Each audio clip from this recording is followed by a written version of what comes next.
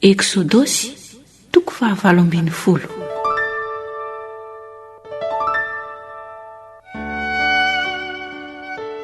Ny namanginy jetro any Mosesy sy ny hevitra natoriny azy.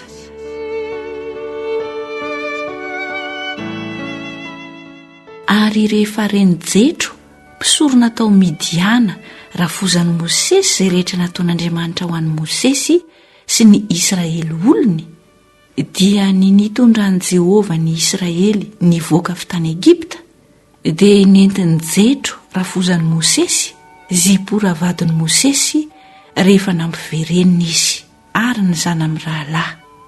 Gersoma no anarany anankiray, fa hoy izy: efa vahiny aty amin'ny tany firenena hafa, ary Eliezera kosa no anarany anankiray, fa hoy izy: Andriamanitry ny razako no namonjy ahy, ka nahafaka tsy ho voan'ny sabatry Farao. Dia tonga jetro rafozan'i Mosesy nitondra ny vady aman-janak'i Mosesy ankany aminy tany nefitra, izay nitobiny teo anilan'ny tendrombohitr'Andriamanitra. Dia nampilaza tamin'i Mosesy izy ka nanao hoe: izao jetro rafozanao avy hamangy anao, ary ny vadinao mba amin'ny zanany roa lahy koa. Ary Mosesy nivoaka hitsenany rafozany, dia niankohoka sady nanoroka azy. Ary ny fampiara aby izy mianaka, dia niditra tao anday. Ary nambarany Mosesy tamin'ny rafozany izay rehetra efa nataon'i Jehova tamin'ny Farao sy tamin'ny Egiptianina noho ny amin'ny Israely, mba amin'ny fahoriana rehetra nanjo azy teny an-dalana sy ny namonjeny Jehova azy. Dia faly jetro noho ny soa rehetra izay efa nataon'i Jehova tamin'ny Israely, izay novonjeny ho afaka tamin'ny tanan'ny Egiptianina. Ary hoy jetro: isaorana anie Jehova izay namonjy anareo ho afaka tamin'ny tanan'ny Egiptianina sy tamin'ny tanan'ny Farao, dia izay namonjy ny olona tsy ho tapahin'ny Egiptianina. Ankehitriny dia fantatro fa lehibe Jehova mihoatra noho ny Andriamanitra rehetra, dia tamin'izay zavatra nentin'ny Egiptianina ny rehare tamin'ireny.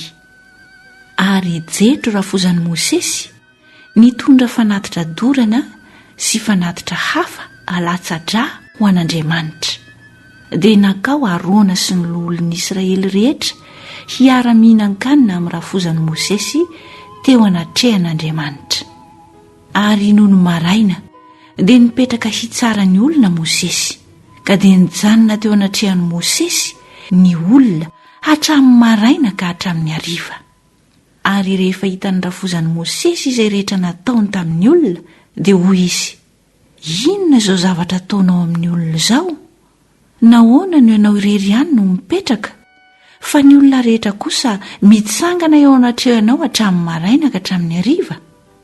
Ary hoy Mosesy tamin'ny rafozany: satria mankaty amiko ny olona hanontany amin'Andriamanitra.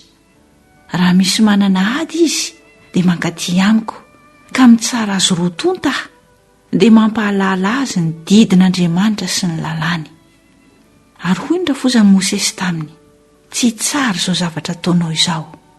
Samy ho reraka mihitsy na ianao na izao olona miaraka aminao izao, fa mavesatra aminao loatra izao zavatra izao, ka tsy ho zakanao irery ny ianao izao.